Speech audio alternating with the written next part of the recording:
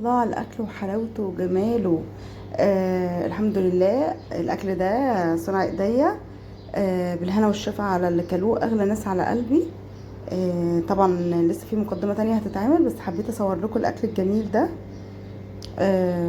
كان اكل جميل والناس كلها كانت مبسوطه. كنت عازمه بابايا ومامتي واخواتي ومرات اخويا. وكلنا انبسطنا جدا بصراحه، كان يوم جميل. حتى انا وديت الاكل لمامتي عشان نكون كلنا سوا. يلا اتفضلوا. عاملين ايه؟ اللهم صل وسلم وبارك على سيدنا محمد وعلى اله واصحابه اجمعين. النهارده بقى احنا عاملين عزومه كل سنه بستناها، عزومه اهلي، وبحب جدا ان انا دايما نتلم كده ونكون كلنا سوا. المره دي بس مختلفه، ان انا عملتها عند مامتي، يعني علشان نبقى كلنا عند ماما احسن يعني. هنخش دلوقتي طبعا على المطبخ ونشوف تفاصيل العزومه وعملنا ايه، وكان يوم مجهد بس الحمد لله تم وخلاص. يعني انا بكلمكم دلوقتي واحنا خلاص خلصنا العزومه. ان شاء الله يوم يعجبكم. ما تنسونيش في اللايك والشير والسبسكرايب. يلا بينا نخش على المطبخ. عايزه اقول لكم بقى ان انا خلصت دلوقتي. بصوا هي خدت لسعه بس هي زي الفل يعني. دي خلطه المحشي، وده البشاميل اللي هحطه جوه المكرونه، مش بتاع الوش بس، ده اللي على ودي كميه اللي هما اللي اسمهم ايه ده، البتنجان والبتاع، وده الكوسه. تمام. البط لسه هسلقه لسه قبل محشي المحشي عشان يعني عشان ياخد شوربه المحشي. بصوا يا جماعه، بس الحمد لله. بصوا انا جبت كرافتس وحاجات كده هحطها تحت اسمها ايه، تحت البط كمان. ودي الخلطه اللي هخلط بيها البط، هسلقه نص سلقه. وطبعا الخلطه عباره عن ايه يعني، عادي انا حطيت طماطم وبصل، فلفل، زبده، يعني حطيت زبده كتير. وهحط دلوقتي برتقان كمان ايه تاني، انا نسيت انا حطيت ايه تاني بصراحه. بس يعني اصلا متلهوجه جدا. احنا دلوقتي بالليل، انا هخلص كل الحشو ده وهخلص المكرونه بشاميل اللي هسلقها دلوقتي كمان. يعني هخلص 3/4 الحاجات، والصبح هتبقى على التسويه بس، فاهمين؟ بس زي ما انتم شايفين كده الدنيا. بصوا والله العظيم الدنيا تضرب تقلب عندي، بالاضافه الى ان في مواعين، يعني متخيلين. هنضف بس البتاع ده يعني، فاهمين؟ حابه اجيب لكم الصوره من بعيد شويه. هنضفه. بصوا حتى البصله بتاعه اللحمه المفرومه اللي هعصق بيها جبتها عملتها، والطماطم اللي هحطها جوه المكرونه حطيتها. يعني عامله كل حاجه انا على الشغل بس، يعني على الشغل بس بتاعي. دخلت لبست لبس الشغل عشان مش هينفع ان انا يعني امشي بقى ما علينا يعني، مش هينفع. فاهمين؟ فدخلت لبست لبس الشغل. انا هودي العزومه عند ماما، مش هتعبها، مش هجيبها. وكمان جايبه عليها هما الحاجات دي هحط فيها الاكل بتاعي علشان خاطر ما اتعبش ماما. الاكل الباقي بقى يعني مش عارفه هعمله معاكم ولا لا. انا لسه ما عملتش الاكل الاولاني معاكم. بصوا هي يعني خلطه البشاميل اساسا موجوده عندي على القناه كتير، و سهله يعني. هي سهله وبسيطه ان شاء الله، وهشتغل فيها بسهوله. الاكل هيخلص كله ان شاء الله، هيبقى زي الفل باذن الله، ومش هياخد مننا وقت باذن الله. خلينا بقى نبدا. جو اون. حطيت البط كده على يتسلق. هياخد نص سلقه مش كتير. تمام.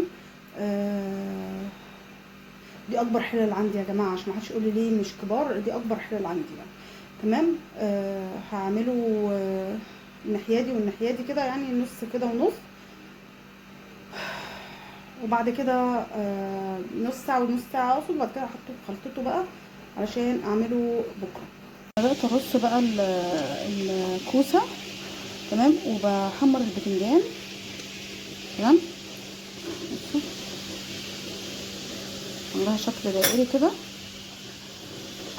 اهو. محمر البتنجان لازم بيبقى بصوا تحفه. فهبدا ارص الكوسه كده، واول ما البتنجان بقى يخلص تحميره كله واحط الفلفل برضو. واول ما البتنجان يخلص تحمير هحطه. يا رب الحله تكفي، قلبي بيقول لي انها مش هتكفي. بصوا كده خلصت الحلتين، وبرضو باقي بتنجان بس مفيش مكان بقى، فمش مشكله يعني. هم صباعين 3 كده، ممكن احطهم في الفريزر على فكره واستخدمهم بعدين يعني عادي جدا. مش عارفه الكاميرا مغبشه، بس هشوفها كده وارجع. الرايه بقت حلوه زي ما انتم شايفين كده. تمام.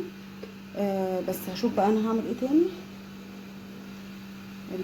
البط طبعا انا خايفه عليه جدا لان هو مش عارف ياخد راحته. فاهمين الحوار.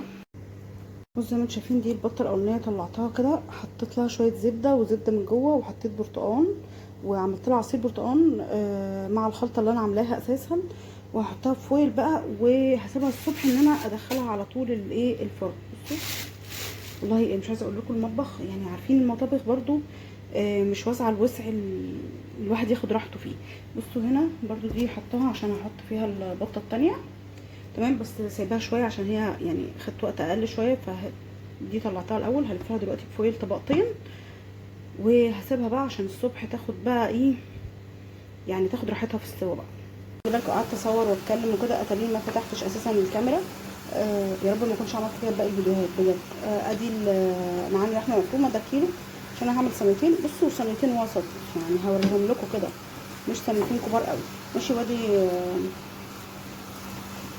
بغلي ميه، وادي البشاميل اللي هيتحط جوه المكرونه، مش اللي بره ده لسه هيتعمل بكره. بس دي هتستوي هسيبها بقى كده. خلطتها هي والبصله ملح وفلفل، مش بزود عن كده خالص، ملح بايدي بس. فاهمين. وخلاص هي بتبقى جميله وتحفه كده. بس هسيبها تتسبك مع نفسها بقى وبعدين خلاص نبقى احنا كده خلصنا. ثواني. بصوا ادي الصلصه اللي انا حطاها على المكرونه برده عشان انا مجهزه كل حاجه بعملها. بس بصوا انا ايه، حطيت الصينيتين.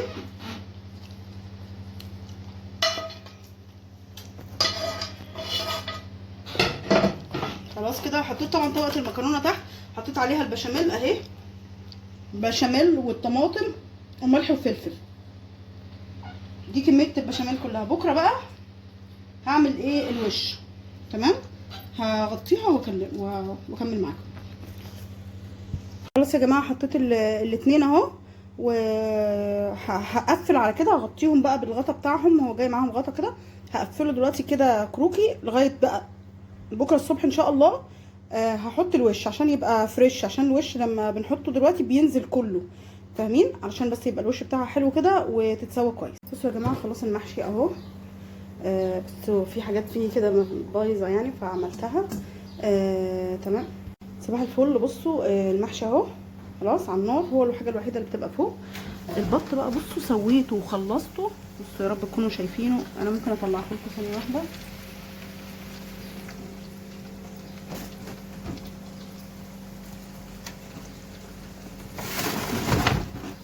بصوا اهو بيتحمر بقى بعد ما اتسوى خالص في الفرن، وكنت مقفله عليه زي ما شفتوه امبارح كده.